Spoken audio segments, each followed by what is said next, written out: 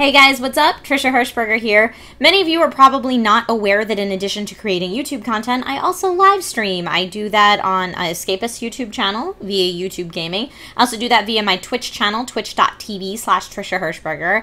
And I'm really honored to have been invited to be an XSplit Elite streamer and a member of that community. And what that basically means is I'm an advocate for XSplit, which if you're not familiar with XSplit, it is streaming software that's available. But me being an XSplit Elite member means A, that's really cool, thank you for the honor. B, I'm an advocate for the software, so if people have any questions, they can come to me about that. And C, hopefully I'll get to do more community events, reach out with you guys, that kind of stuff. So I wanted to make a video letting people know how simple it is to live stream. I know I didn't get started live streaming on my own right away because I was very overwhelmed and I thought, oh my gosh, it's going to be so much extra work just to learn how to do it. But the software is actually very simple to use. There is a free version of XSplit, so it's pretty easy to just kind of dip your toe in and dabble, and then if you decide you like it or you want some of those premium features right off the bat, you can upgrade to a pay-for membership. And if you do want to check out XSplit, because I'm an Elite member, I have a link that you can click. That's my personal XSplit Elite referral link that you can click right down here, and I'll also put it in the description. And if you do decide you want to pay for membership, my viewers get a 10% discount using the code Trisha101. So here's a video showing you how simple it can be to start live streaming. For this particular tutorial, I will be using Windows 10 as my operating system and XSplit version 2.7. However, if you're using a different operating system or a different version of XSplit, it's not going to vary too much for the purposes of this specific video. Okay, let's start off by going over the different types of XSplit software that there are. There's both XSplit Broadcaster and XSplit Gamecaster. And in my experience, it comes down to preference. Gamecaster was originally made for the more casual streamer, someone who wants to put together a highlight cut of their favorite moments and share it with their friends. However, it's gotten pretty comprehensive and allows you to do quite a bit of things.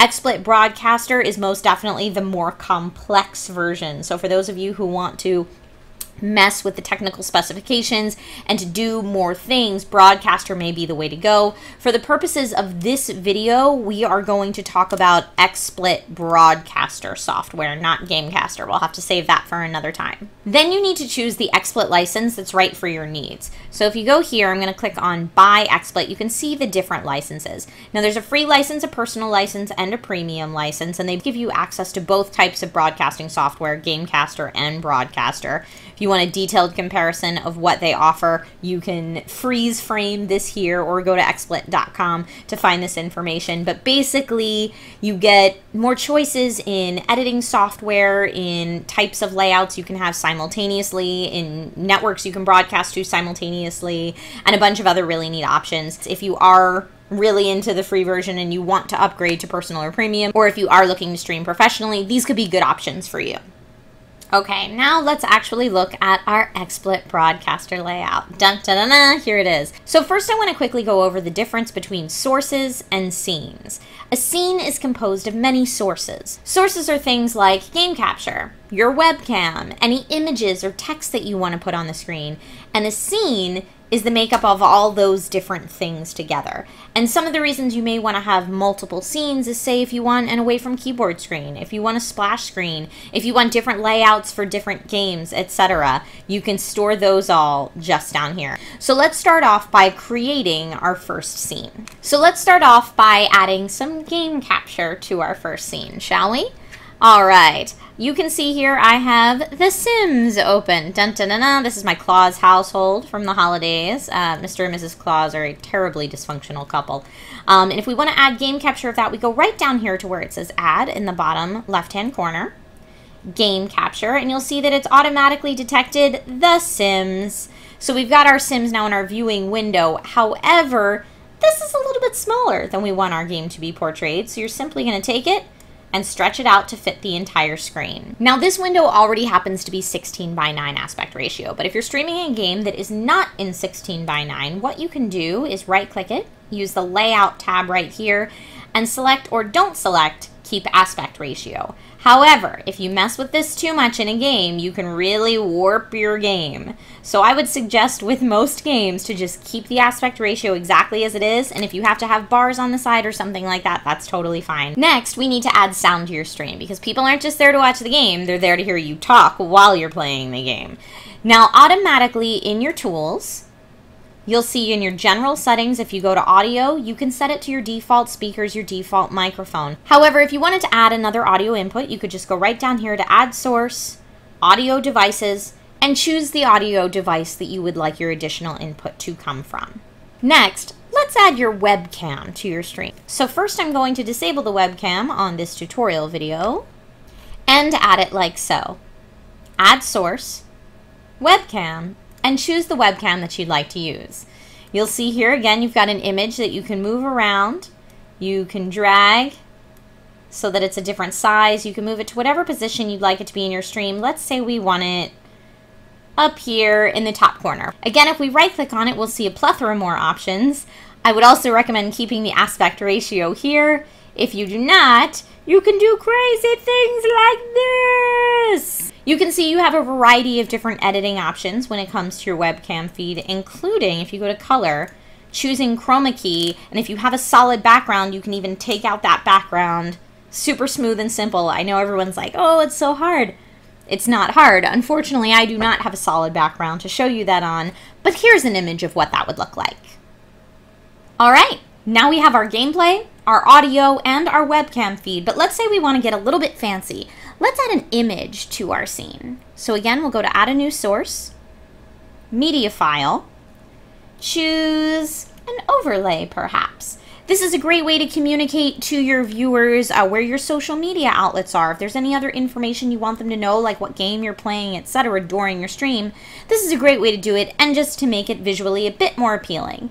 So you can see here, this is not the right size. Nope, not at all. So let's go ahead and put it in the corner.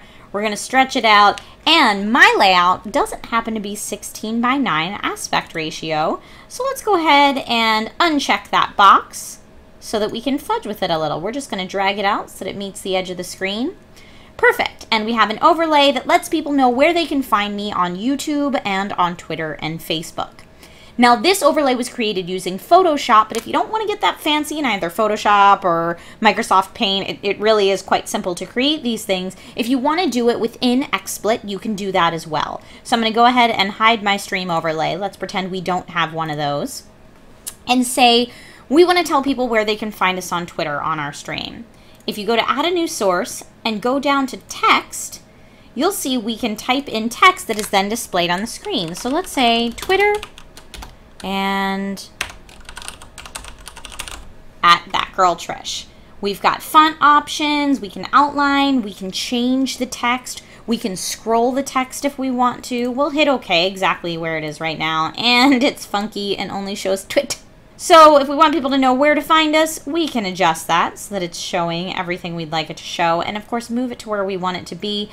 Now, while it shows up on the green wall of my Sims house quite nicely, as I'm playing the game, this background will change, and maybe you won't be able to see this text. So we can use image, like we added an image before with the layout, but this time we can use it to create a type of background for our text, say. Some people also use this to create an overall background image for their screen. You can get very creative in XSplit. So let's just choose a solid blue color. This is just an image I downloaded and named blue. And we will change that aspect ratio so we can drag it all around. Now that's the right size and position, but what happened to our text? Because we added the image after we added the text, you'll notice there's an order down here to our sources. Using these arrows in the bottom right-hand corner of the white source window, you can mess around with the positioning of your various sources. So let's take our text and just make sure that it's on the layer on top of that blue image by clicking Move Source Up. There we go. Now we can see it. And now no matter how the game moves, you will be able to see that social media handle. This is not a layout that I would recommend because it's blocking too much of the game, but you can always fudge with that. So let's get rid of our text and image, go back to our layout that we like to use. Here we have a pretty well set up main scene. So we can go ahead and rename scene 1 main. Now, reasons you may want other scenes. When you go to another scene, you'll notice you're starting from scratch. You've got a blank slate. You can make it whatever you want.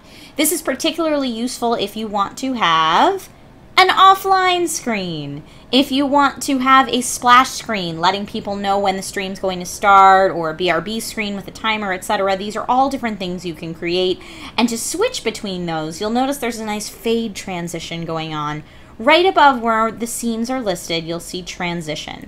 There's a drop-down menu with some simple transitions you can go between so that when you switch, it's as easy to have a fancy transition as that. Now, you can either switch between scenes by clicking the various scene buttons like we did before, or you can set up hotkeys by clicking Tools, General Settings, Hotkeys, programming them in here, hitting Apply and OK, so that if you want to have your XSplit software minimized, say you're playing a full screen game, or you simply have it up on another monitor, and if you have a 2-monitor setup, you're doing better than me.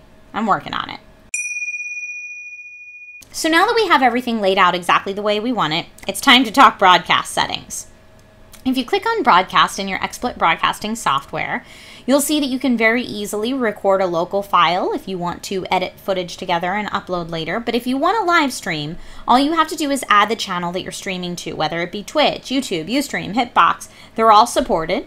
Click whichever one you'd like. The channel setup wizard will pop out, and this thing's going to be your best friend if you're not super tech savvy or you're new to streaming. Once you've added your appropriate account details, you just click Next. And the setup wizard will automatically determine what the best settings are for you. And there we have it. The setup wizard has me streaming through a server in Taiwan at 720p resolution. Thanks, guys. You can either just click Finish, which we're going to do right now. The mixer will now be set to 720p. Apply, sure, that sounds great. But don't worry, if you don't like what the wizard's cooking, you don't have to eat it. I don't know what that means. To change your server right here, we can go ahead, and I recommend that you choose the server that's closest to you. I'm in Los Angeles, so I'm going to go ahead and choose Los Angeles, and then click Test Bandwidth. There we go. Green circle means good, so I could leave it at that if I want. It's that simple to change your server settings. Now, when it comes to the rest of the screen, for streaming noobs, I would advise that you leave a lot of this be. The only things to mess with, if you do want to automatically save each of your streams locally, you can check this box. Leave that second box checked the way that it is. And the third one here, enable stream delay. If you want to have more of a delay than will naturally occur already, which ranges depending which network you stream on, then you can add that in here. I find that having a delay is great if you're doing competitive games where people could potentially see something on your screen if they're watching your stream that they shouldn't be seeing when they're playing against you.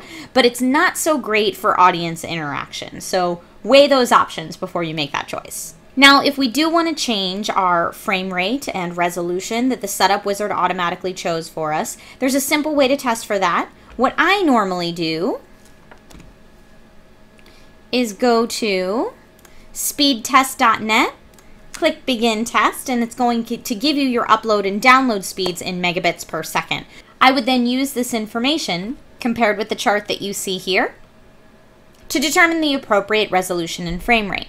By clicking the information in the top right-hand corner of your XSplit window, you can then choose your resolution and your frame rate manually. And that's it. You're ready to go live. Now, a couple things I personally like to do on my monitor before I go live is make sure that I can see my freaking game. That's kind of important, right? So I'll usually adjust my game so that it's windowed and only takes up a portion of my monitor, since I do not have a dual monitor setup. But if you do, that is very helpful. I'll put my XSplit somewhere that I can see it and easily access it. Some other things I like to have on the screen are the chat. If I'm using Twitch, I'll use Twitch alerts so I can see who my latest followers, subscribers are, etc. And I will arrange that very nicely on my screen so that I can be doing all of these things at once. Multitasking at its finest. Let me make this bigger here just so you can see what I'm doing. And finally, it's time to go live. When you're ready to go live, all you do is hit broadcast, choose the network you'd like to go live to, and you'll know that you're streaming live because there will be some red text that appears across the top of your screen telling you how many viewers you have and judging your current performance so that you can see how your stream's doing. And then, of course, once you're live, you need to let people know that you're streaming. By using tools and share your stream, you can connect your Facebook and Twitter accounts so that you can let people know that you're streaming. So that's it. I hope that this video helped to make streaming not quite so daunting as it may have once been for you. And I encourage everybody, if you like to play games and you think that streaming may be something that's right for you, please go out there and do it. There's so many different types of games and so many different types of gamers that don't get enough attention and don't get enough love that it's great to put it out there and to show that gaming comes in all shapes and sizes and forms. And if you decide that you want to stream using XSplit, you can do that, again, using the link in the description below. That's my XSplit Elite member link so that they'll know that I sent you. And if you do decide you'd like a personal or premium license for XSplit, you can use the code Trisha101 for 10% off. And yeah, come hang out with me on my Twitch channel. I usually stream on Sunday mornings to twitch.tv/Trisha Hershberger. In fact, I will be streaming this Sunday, so maybe I'll see you there. And if not, maybe I'll see you on one of your streams, now that you know how simple it is to do. All right, guys, see you soon.